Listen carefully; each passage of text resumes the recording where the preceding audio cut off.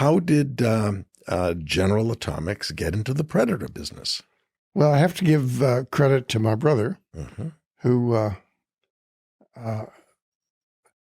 when we left Nicaragua, of course, the Sandinistas took over a few years later, and the Contras, which were mostly comprised of the Mosquito Indians who lived on the Caribbean side of Nicaragua and are our friends.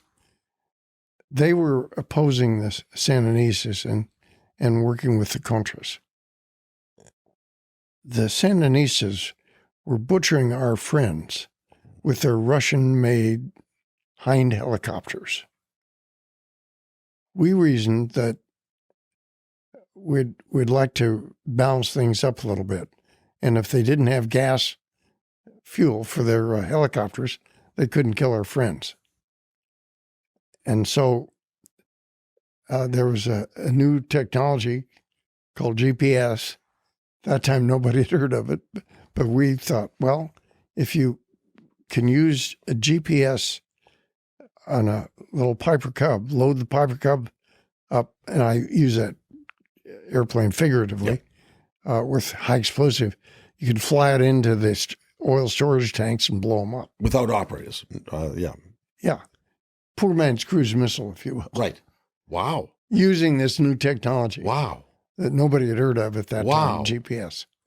And so that was the genesis And you and your brother got into that business? That was an idea, to put a GPS into a cheap airplane, load it up with explosives, and fly it into the storage tanks. Yeah.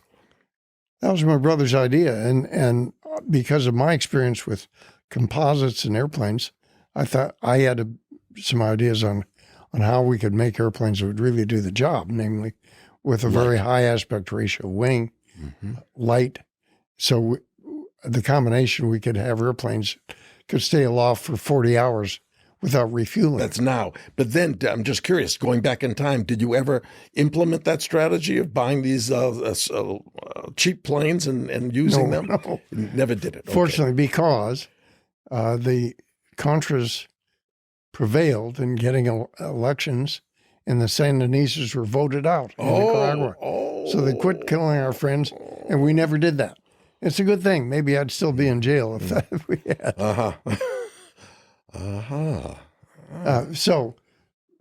But the idea, that's how the Predator germinated into something. We ended up then having airplanes that could do what no other airplanes could do, namely having the endurance to provide 24/7 ISR, intelligence, surveillance, and reconnaissance, which has been the objective of commanders throughout the history of war, knowing what the enemy's going to do before they do it. But satellites can do that now, right? Aren't there satellites that can do the surveillance? To an extent. They're part of the equation now, a very important part of the equation.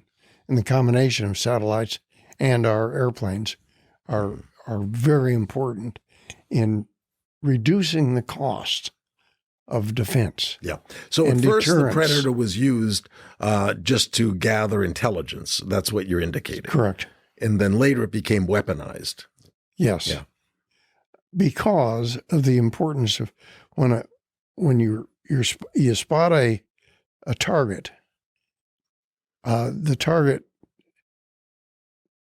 usually won't present itself very, very long. You've got to be able to take it out almost instantly. I see. So just providing information back to the headquarters and trying to do something. And calling in a strike, the target's gone by the time the strike gets there. So it doesn't work.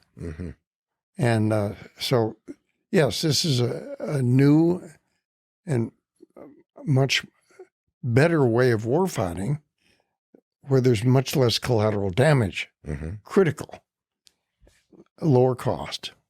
And putting fewer lives at risk because nobody's flying it. Exactly. Oh, the people who are flying are at an Air Force base someplace in Florida, sitting in an air-conditioned room.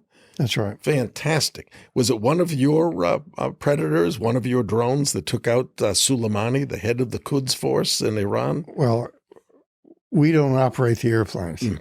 those go to the Air Force, essentially. And I'm not asking if you pulled the trigger, but it was probably one of General Atomic's.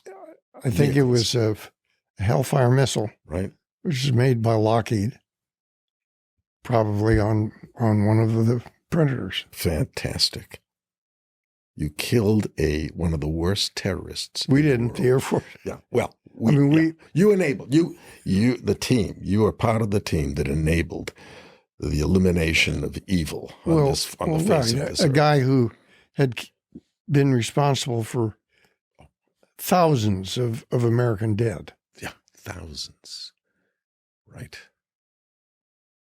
So an interesting number that we've calculated, and I can't prove this, but that for every 200 hours a Predator is flying, we save one life. The height of the Iraq War, we were saving 1,000 lives per year. Oh, that's very gratifying.